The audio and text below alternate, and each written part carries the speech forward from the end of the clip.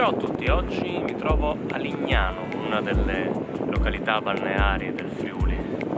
In realtà la stagione non è ancora iniziata, infatti c'è un gran fermento per i preparativi, per l'apertura. Ma oggi sono capitato qui e ho detto, approfittiamo per fare un video, no? In realtà questo, sarò onesto, non è il video bello e fatto bene su Lignano, questo sarà solo un video a caso, un altro video a caso. Non mi perdo in chiacchiere perché sono sul mare e tira un po' di vento, quindi non so quanto si sentirà di quello che sto dicendo. Quindi adesso continuo a farmi il mio giretto e